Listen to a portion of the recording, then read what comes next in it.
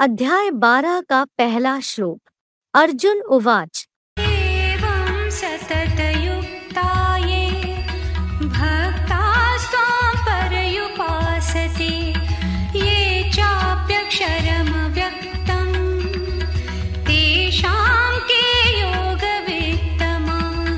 अर्जुन ने कहा, सदा योगयुक्त हुए ऐसे जो भक्तजन साकार सौम्य रूप आपकी तन मन धन संबंधादि सब प्रकार से उपासना करते हैं और जो अविनाशी अदृश्य निराकार शिव ज्योति को भी सदा याद करते हैं, उन सगुण निर्गुण उपास्यों में कौन योग के मर्म को अधिक जानते हैं। अध्याय 12 का दूसरा श्लोक। श्री भगवान उवाच।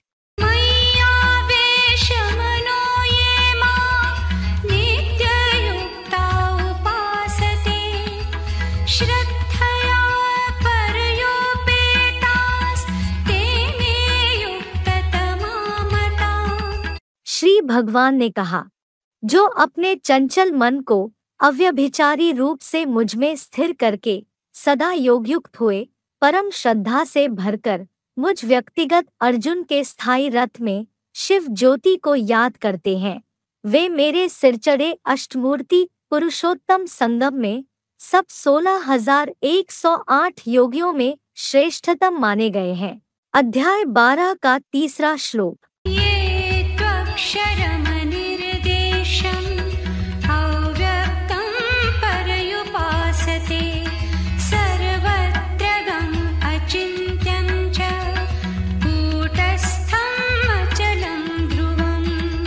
किंतु जो योगी अभोक्ता होने से कभी पतित न होने वाले, आत्यंतिक व समान सूक्ष्म होने से अनिर्वचनीय, त्रिकालदर्शी होने से सब जगह पहुँचने वाले, सर्व साधारण देवों द्वारा चिंतन न करने योग्य को पुरुषार्थ में सर्वोच्च ब्राह्मण चोटी अर्थात एवरेस्ट पर्वत शिखरस्थ अचल अडोल चेतन ध्रुव तारा को और निराकार सो सदा अभोक्ता शिव ज्योति को भली भांति वाचा रहित मन बुद्धि से याद करते हैं।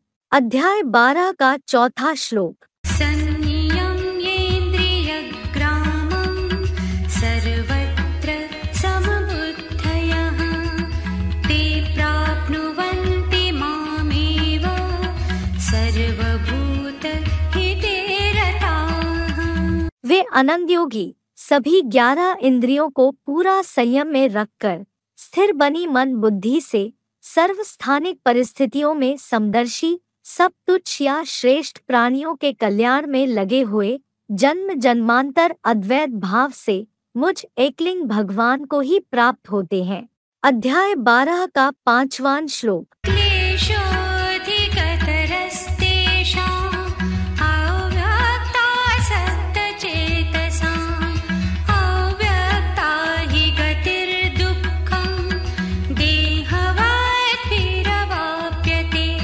अव्यक्त निराकार सूक्ष्म तमाणों अचिंत्य रूप में आसक्त हुए उन योगियों को कठिनाई अधिक है, क्योंकि देहभानी विधर्मी विदेशी या अधर्मी सब धर्म पिताओं द्वारा देहांकार से निराकारी गति धर्म के धक्के खाकर बड़े परिश्रम से दुखपूर्वक प्राप्त होती है।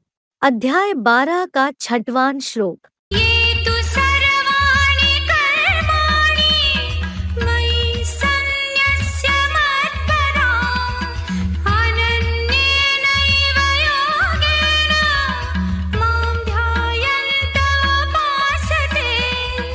किंतु मेरे मूर्तिमंत शंकर के आश्रित जो तन धनादि के अफलाकांक्षी योगी सब कर्मों को मुझ योगीश्वर यज्ञ पिता में मन बुद्धि सहित संपूर्णतया अर्पित कर अव्यभिचारी याद से अव्यक्त मूर्ति में ध्यानमग्न हुए मेरी ही प्रवेशनीय मूर्ति होने से अनवरत सहज उपासना करते हैं। अध्याय 12 का 7वां श्लोक।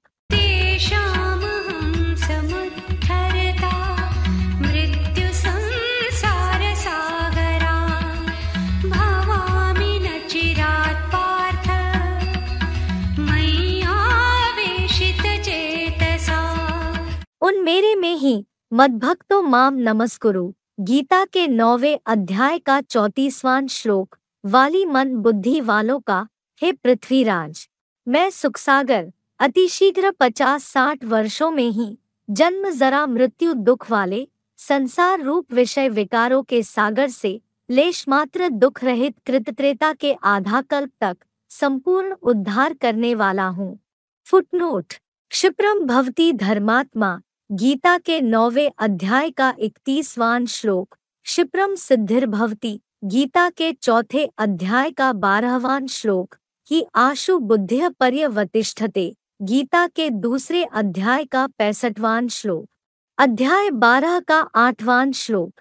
मय्येव मन आधत्स्व मयि बुद्धिं निवेशय निवसिष्यसि मय्येव अत ऊर्ध्वं न संशयः।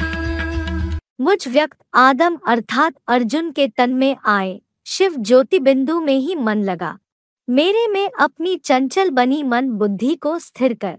इस प्रकार ऊर्ध्वमुखी हुए पंचानन परम ब्रह्मरूप मुझ में ही लगाव पूर्वक हृदय से जन्म जन्मांतर भी निवास करेगा, इसमें संदेह नहीं है। अध्याय 12 का 9वां श्लोक। अथ चित्तं समाधातुं न शक्नोषि मयि स्थिरम् अभ्यासयोगेन ततो मामिच्छाप्तुं धनञ्जय।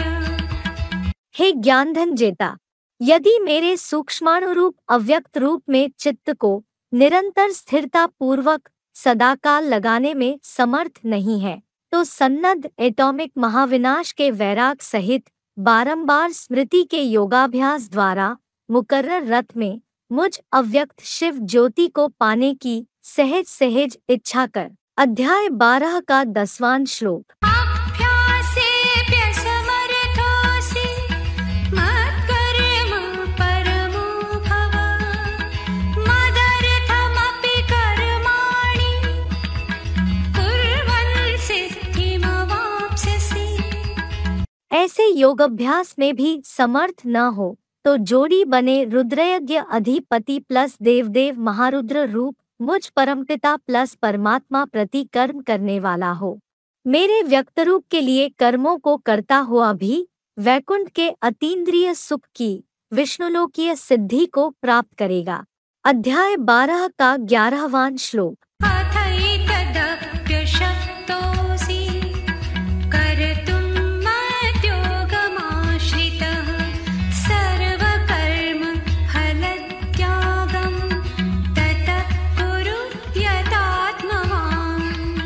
वैकुंठ सिद्धि हेतु यदि इतना भी करने में हीन भाव के कारण दुर्बल हृदय होने से अशक्त हो, तो मुझसे जुड़े पिता पुत्र पत्नी आदि सर्व संबंधों की शरण ले विनाशी दुनिया से अपने चित्त को वश करते हुए सब कर्म फलों की इच्छा का त्याग कर दे।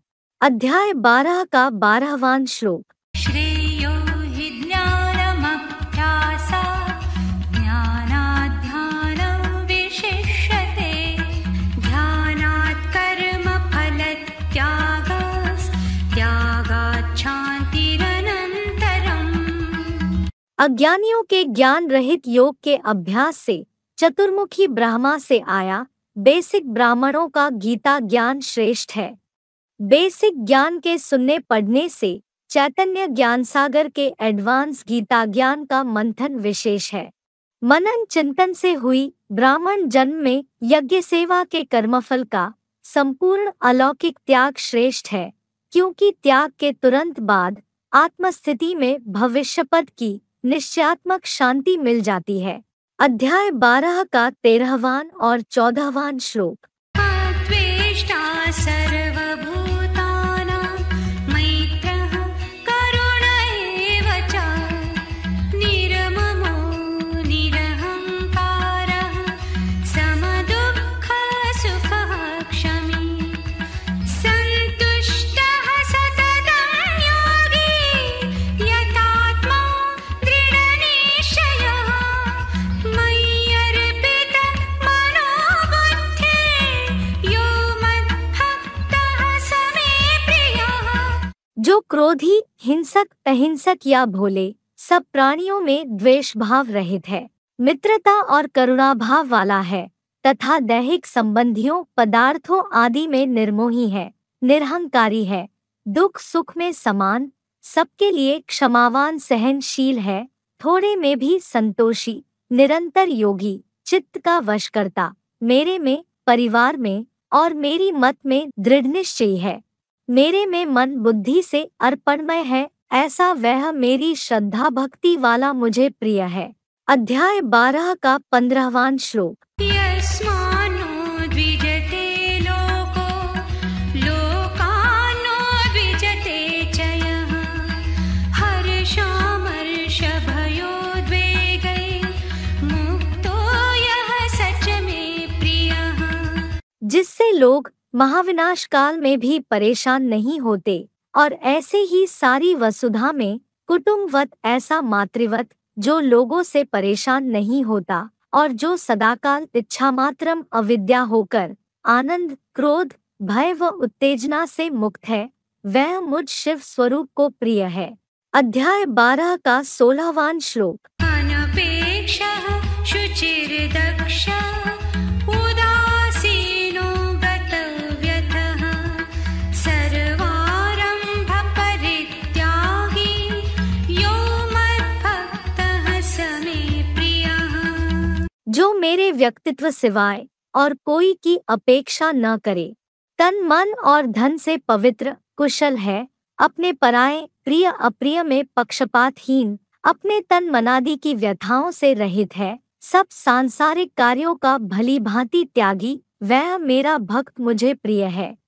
अध्याय 12 का 17वां श्लोक।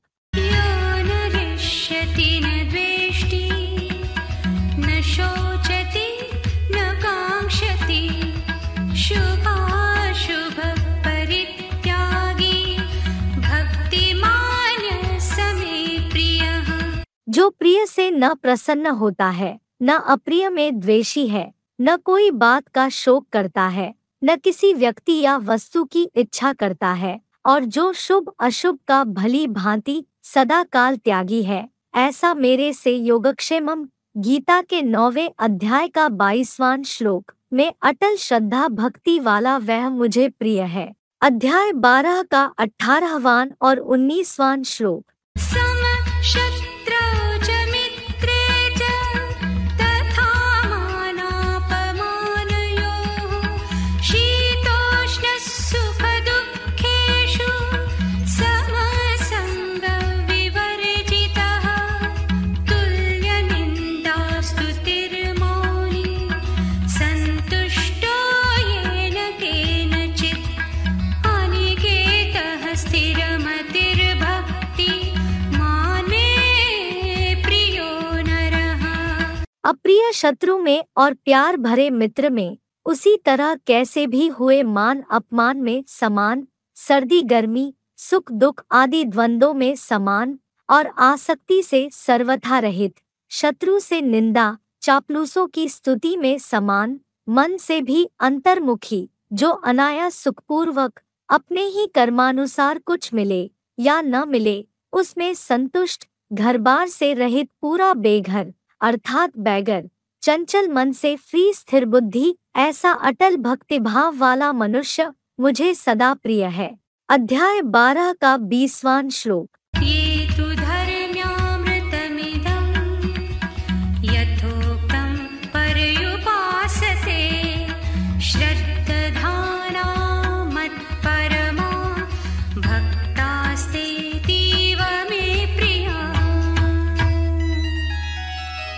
परंतु जो एकमात्र मेरे परम ब्रह्मामुख के आश्रित हुए श्रद्धावान, ऊपर कहे गए इस धारणामृत का कि तुम्हारी छाड़ी गति दूसरी नाही, ऐसे भली भांति उपासक है, वे भक्त पिता के लिए अपने औरस, आज्ञाकारी और ईमानदार पुत्रवत मुझे अति प्यारे हैं। ॐ तत्सदिति श्रीमद्भगवद्गीता सूपनिषत्सु ब्रह्मविद्यायां योगशास्त्रे श्रीकृष्णार्जुनसंवादे भक्तियोगो नाम 12